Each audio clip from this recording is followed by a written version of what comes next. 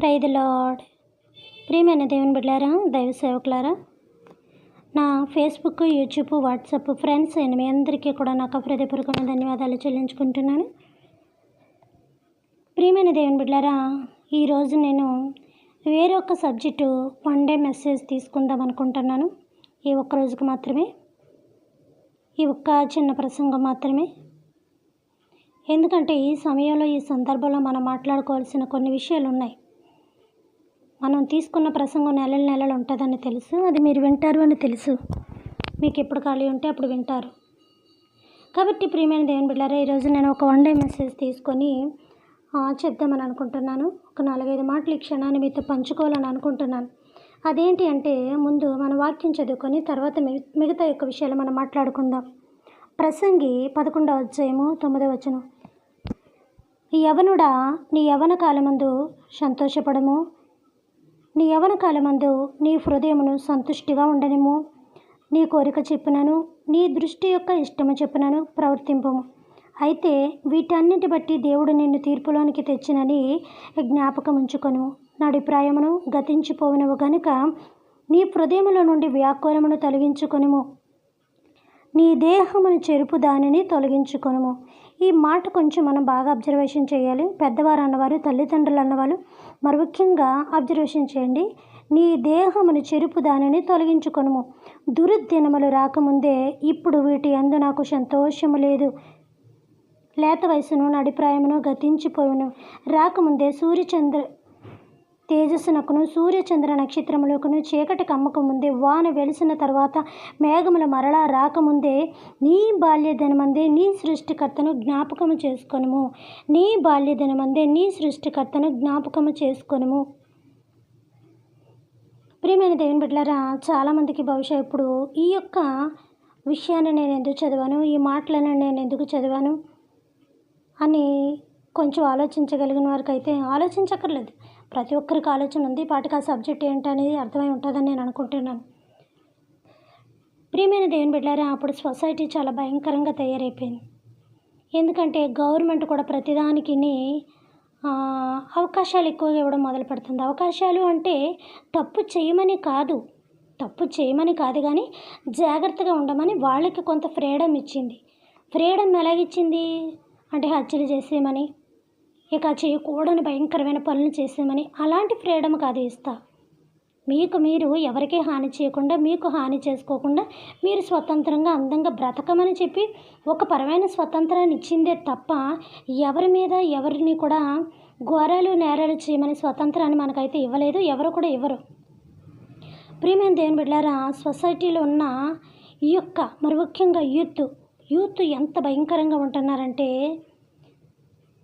కొన్ని విషయాలు చెప్పగలుగుతాం, కొన్ని విషయాలు చెప్పలేం.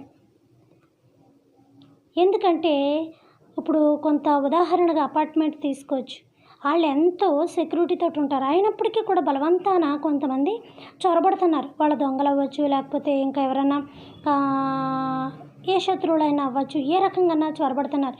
అవి మనం చూస్తున్నాం, సోషల్ మీడియాలో చూస్తున్నాం, న్యూస్లో చూస్తున్నాం, ఛానల్స్లో చూస్తున్నాం, ప్లస్ పేపర్లో చూస్తున్నాం. తెల్లారులు ఎగితే ఇవన్నీ కూడా బలవంతాన చొరబడిపోతున్నారు, బలవంతాన ఇదైపోతున్నారు. ఎందుకంటే వాళ్ళ యొక్క విచక్షణ జ్ఞానాన్ని వాళ్ళు కోల్పోతున్నారు, లేదా వాళ్ళు ఆర్థిక ఇబ్బందులు బట్టి బాగా స్థితిలో ఉండబట్టి పోనీ అలాగా చేస్తున్నారు. అలాగ చేసిన అది కరెక్ట్ కాదు, ఎవరి మీదకి ఎవరు రాకూడదు.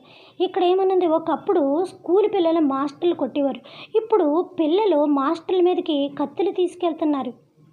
కత్తులు స్కూళ్ళలోని భయంకరంగా ఉంటుంది, కాలేజీ పిల్లలు భయంకరంగా ఉంటుంది. అంటే నేను అందరినీ అట్లేసామా, గుర్తుపెట్టుకోండి. జైలు వైపు నుంచి, జైలు ఉన్న రోడ్ల నుంచి ఎక్కడైనా సరే, ఎక్కడ జైల్స్ ఉన్నాయో రోడ్డు మీద కంట, సెంటర్లో కంట, హైవే పక్క కంట ఉన్నాయో కోట్ల మంది వెళ్తుంటారు. బయట ప్రజలు కోట్ల మంది బస్సుల్లో కానీ, లేకపోతే ఆటోల్లో కానీ, లేకపోతే కార్స్లో కానీ, బైక్ మీద కానీ మించి 1,00,000 మంది ప్రయాణం చేయొచ్చేమో, మార్నింగ్ నుంచి ఈవినింగ్ దాకా కదా, అలా వెళ్తుంటారు. కానీ లోనున్న జైల్లో ఎంతమంది ఉంటారు?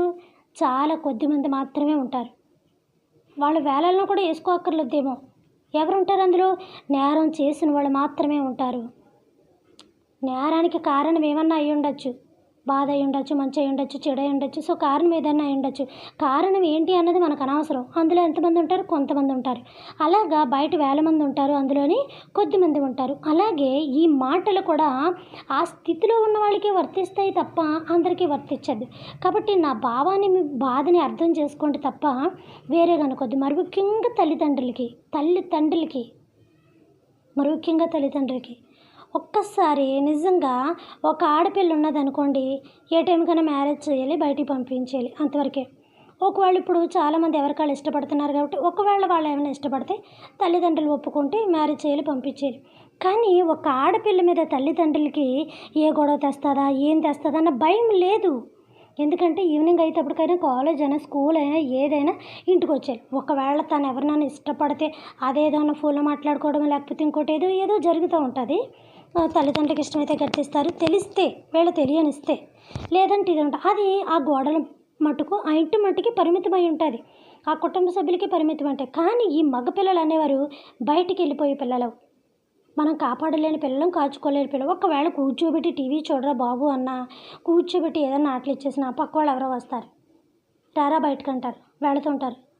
నీ ఓడు మంచోడు అయ్యొచ్చు, అవతలోడు మంచోడో కాదు, అవతల వాడు ఫ్రెండ్స్ ఎలాంటివారో, ఏం సేవిస్తున్నారు, ఏం ప్రవర్తిస్తున్నారు, ఆడిన ఏమైనా పరువు తక్కువ ఆడుతున్నాడని ఈడేమైనా హీరోలాగా రాజులాగా ఫీల్ అయిపోయి ఈయన కూడా అలాగే తయారైపోతున్నాడేమో. తల్లిదండ్రులు బహుగా భయపడిపోతున్నారు. ఇక్కడ ఏముంది? యవనుడా, నీ యవన కాలం ముందు తినుము, తాగుము, సుఖించుము, మంచి ఫుడ్ తిను, మంచి వాటర్ తాగు, మంచి డ్రింక్స్ తాగు, అంతే తప్ప చెయ్యకూడనివి నీ దేహములో నుండి, నీ దేహము చెరుపు దానిని, అంటే నీ శరీరాన్ని పాడు చేయదానిని. లోపలికి వెళ్ళి పాడు చేస్తే, బయటకు వచ్చి పాడు చేస్తే మనకు మార్కు సువార్తలో లేదా? అంటే అక్కడ చదివామని చెప్పేసి అన్ని లోన్ నుంచి వచ్చినవి పాడు చేస్తాయి అని అనుకోవద్దు. బయట నుంచి వచ్చి కూడా పాడు చేస్తుంటాయి. లోన నుంచి నీకు ఆలోచన తాగాలని, లోన నుంచి నీకు ఆలోచన ఒక స్మోకింగ్ చేయాలని, లోన నుంచి ఒక ఆలోచన నీకేదో ఒక డ్రగ్స్ తీసుకోవాలని, లోన నుంచి నీకేదో ఒక ప్రేరేపణ, ఎవరితోనో మాట్లాడాలి, ఎక్కడికో వెళ్ళాలి, ఏదో ఎంజాయ్మెంట్ చేయాలని మీ పిల్లల ఊహలు ఎలాగున్నాయో ఒకసారి గమనించుకోండి. బయట వెళ్తుంటే వాళ్ళ యొక్క బ్యాడ్ కామెంట్స్ ఎంత భయంకరంగా ఉంటున్నాయంటే, వాళ్ళు అక్కడ అమ్మాయా పర్సను, ఆంటీయా, మ్యారీడా, అన్మ్యారీడా భయంకరంగా ఉంటున్నాయి. కొన్ని చెప్పుకోగలుగుతాం, కొన్ని పబ్లిక్లో తిట్టగలుగుతాం, కొన్ని తిట్టలేం. పరువుకి పడి ఇది చేయాల్సి వస్తూ ఉంటుంది. పోన్లు తెలిసి తెలియనంటే అందరికీ 20 దాటిన వాళ్ళే, మరీ మైనర్లు కాదు కదా చిన్నపిల్లలని చెప్పుకోవడానికి.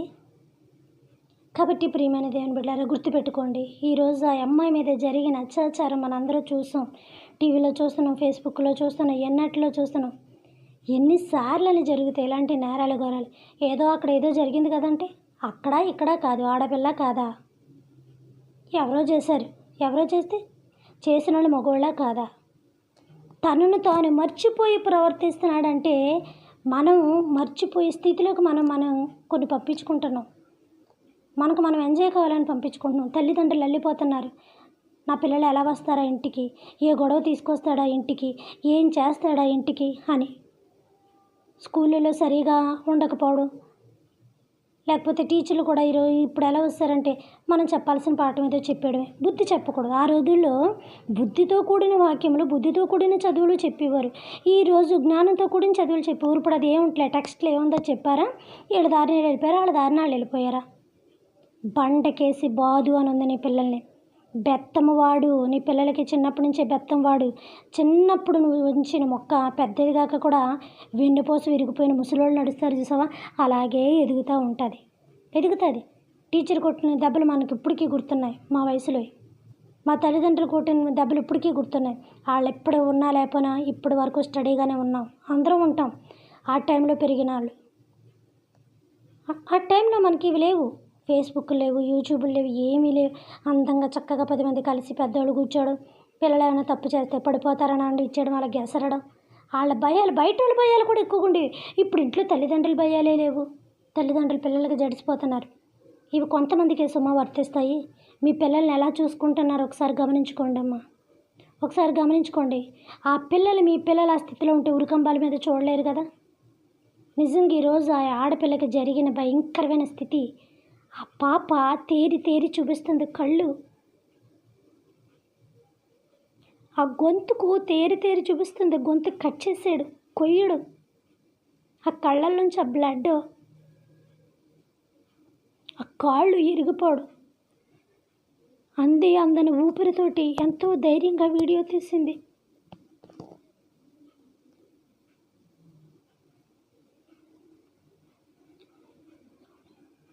మీ పిల్లలు ఉరికంబాలెక్కితే మీరు చూడగలరా?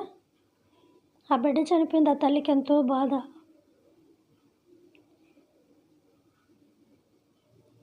మీ ఎదురుగా గవర్నమెంట్ ఖచ్చితంగా శిక్షిస్తుంది, ఇప్పుడు వాళ్ళని ఎలాగ వదలదు. అది వాళ్ళ తల్లిదండ్రులకి ఎంతో బాధ. అది వాళ్ళు అలా చేస్తున్నారో లేదో ఇంతకు ఇంట్లో తెలుసో తెలీదో, తల్లిదండ్రులకి చెప్తున్నారో లేదో తల్లిదండ్రులకి తెలుసో లేదో, భయాన్ని పెట్టట్లేదు. ఒకప్పుడు డ్రింక్ చేస్తే ఏమైనా ప్రమాదాలు ఉండేలాగా అని వెళితే అక్కడ స్టేషన్లో అట్లా కూడా చెదక్కొట్టేవారు. మేము చూసేవాళ్ళం చిన్నప్పుడు. అంటే అక్కడికి వెళ్ళి చూడడం కాదు, తెలిసేది. వీధిలో కూడా చెప్పుకుంటూ ఉండేవారు, డ్రింక్ చేసి గొడవ పెట్టాడంటారా వాళ్ళ పిల్ల మీద, ఆ పక్కింటి వాళ్ళ పిల్ల మీద, వీళ్ళ పిల్ల మీద అలా చెదక్కొట్టేసేవారు అప్పుడు పోలీసులు వచ్చి. ఇప్పుడు అసలు దెబ్బ పడట్లేదు, అందుకే ఈజీగా వెళ్ళి ఈజీగా వచ్చేస్తున్నారు. దెబ్బ లేని భయము వంగడు మనిషి. నేనైనా తప్పు చేస్తే 4 పడకపోతే నేను వంగను. నెక్స్ట్ అది చేయడానికి ఇంకా నేను ఉత్సాహపడుతూ ఉంటాను, ఎందుకంటే నేను అదే స్థితిలో ఉన్నాను కాబట్టి. అక్కడ ప్రమాదం జరుగుతుందని దేవుడికి తెలుసు కదా, దేవుడు తెలుసు. అయినా మరణం వచ్చింది అని అంటే అర్థము దేవుడు కాపాడాడు అని కాదు, దేవుడు కాపాడుతాడు, దేవుడు ఉన్నాడు, దేవుడు కూడా చనిపోయాడు కాదని కాదు. కాకపోతే చూచుచున్న దేవుడు కూడా కొంచెం లేట్ అయినప్పుడు కనిపించిన వారికి, చూడని వారికి, తెలియని వారికి అంత స్పీడ్గా ఎవరు ఆ పిల్లని రక్షించగలరు? ఎవరైనా మన ఇంట్లో ప్రమాదం జరిగినా పక్కింటోళ్ళు ఎదురింటోళ్ళు వచ్చేటప్పుడు కన్నా మనం ఏదో ఒకటి అయిపోతూ ఉంటాం. ఒక కరెంట్ నుంచి అన్నా వచ్చినా దూరంగానే ఉంటారు, ఒక గ్యాస్ నుంచి వచ్చినా ఇక్కడ మనకు జరగాల్సిన ప్రమాదం జరిగిపోతుంది, ఆ తర్వాత జరగాల్సిన కార్యక్రమాలు జరుగుతూ ఉంటాయి. ఎవనుడాని ఎవని కాలం ముందు తినుము తాగుము, ఏం తింటున్నారు వీళ్ళు, ఏం తాగుతున్నారు వీళ్ళు, వాళ్ళు మర్చిపోయే పరిస్థితికి యువత జారిపోయింది. మీ బిడ్డలను దయచేసి కాపాడుకోండి. తల్లిదండ్రులుగా మీరు బిడ్డలకు కొంచెం భయం చెప్పుకోండి. అందరికీ వర్తించట్లేదు అమ్మాయి, నీ బాల్యదని మందే, అందులో మన యేసుప్రభు నమ్ముకున్న బిడ్డలు ఎలా తిరుగుతున్నారో మీకు తెలుసు. మీ బిడ్డలో మందిరాల్లో కూర్చోబెట్టట్లేదు. మందిరాల్లో స్త్రీ శాతం ఎక్కువగా ఉంటుంది, కానీ పురుషుల యొక్క శాతం చాలా తక్కువగా ఉంటుంది. మీ బిడ్డల శాతం చాలా తక్కువగా ఉంటుంది. ఎందుకు ఉంటుందంటే నువ్వు మందిరానికి రాని బలవంతం చేయలేకపోతున్నావు నీ కొడుకుని, నీ బలవంతం చేయలేకపోతున్నావు నీ భర్తని.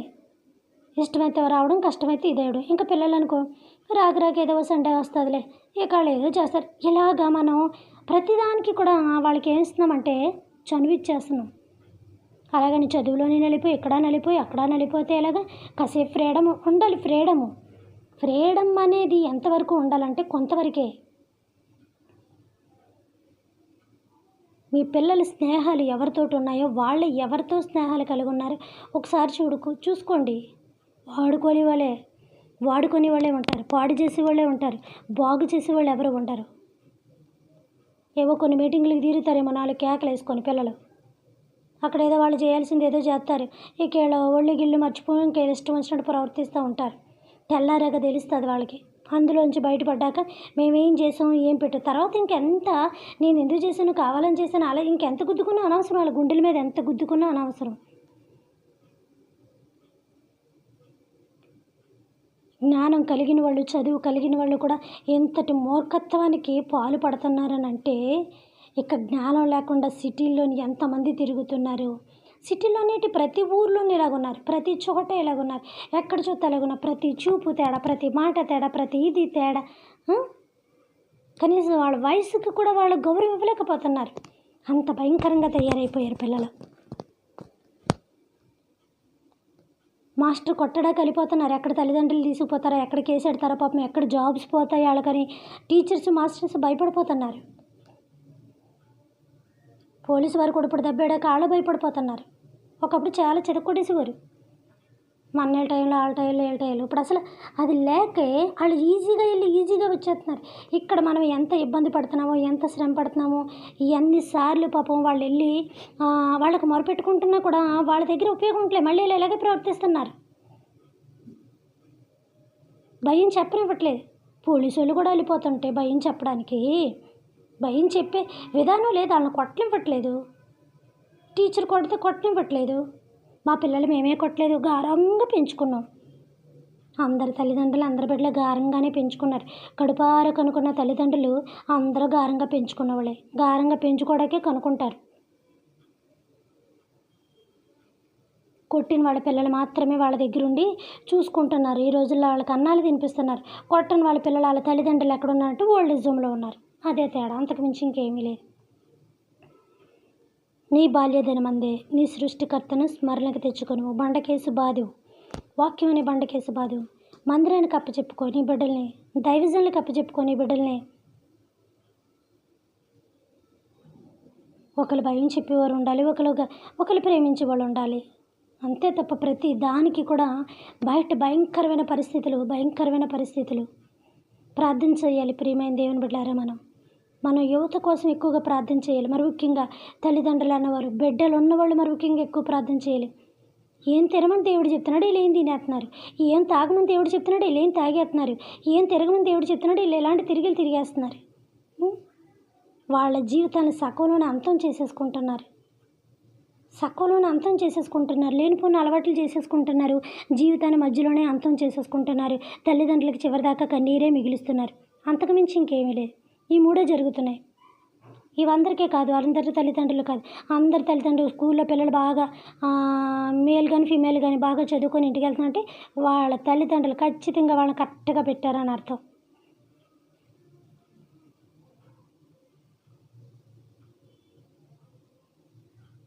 యవనుడా నీ యవనమందు సంతోషపడు. యవనులు తొట్టిల్లుదురు, తప్పగా తొట్టిల్లుదురు. నిజమే, ఆ వయసు అలాంటిది, తప్పగా తొట్టిల్లుతారు, కాదని అనట్లేదు. అలాగది ఎంతవరకు అంటే మరీ శృతి మించేదాకా కాకూడదు. వాళ్ళ ప్రాణాలతో ఉండాలని మీ ప్రాణాలు దారబోసి కనుక్కున్న మీరు మధ్యలో వాళ్ళ ప్రాణాలు అంతమైపోతుంటే, అది కూడా బలవంతాన తీయబడుతుంటే ఎంత భయంకరమైన పరిస్థితి అసలు. ఇంట్లో మన ఆడవాళ్ళు గుర్తుకు రావాలి. ఎవరినన్నా ఒక మాట మనం అనేటప్పుడు ఒక తల్లి గుర్తు రావాలి, ఒక చెల్లి గుర్తు రావాలి, ఒక అక్క గుర్తుకు రావాలి.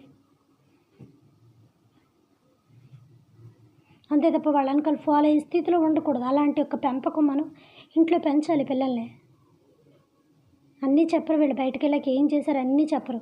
అన్నీ నీకు అనుకూలంగా నిన్ను సంతోషపెట్టడానికే చెప్తారు. ఎప్పుడైనా ఆడదైనా మగోడైనా చెడు బయట తెలిసాకే తర్వాత ఇంట్లో తెలుస్తుంది. ఎవరుడా నీ యవన కాలం ముందు తినుము, తాగుము, సుఖించుము, కాబట్టి వీన్నన్నిటిని బట్టి దేవుడు తీర్పులో తీస్తాడు. నీ బిడ్డను నువ్వు ఎలా పెంచావో దేవుడు తీర్పులో నిన్ను అడుగుతాడు. నువ్వు ఎలా పెరిగావురా అని అడుగుతాడు. నువ్వేం చేసావురా ఇక్కడ అని అడుగుతాడు. ఎంతమంది మీద నువ్వు నేరాలు ఘోరాలు చేసావు అని అడుగుతాడు దేవుడు. ప్రియమైన దేవుని బిడ్డలారా, వాళ్ళు తినేదాన్ని బట్టి తాగేదాన్ని బట్టి వాళ్ళ జ్ఞానం కోల్పోతున్నారు. రాక్షసుల కింద మారిపోతున్నారు. దయ్యాల స్వరూపాలు అయిపోతున్నారు.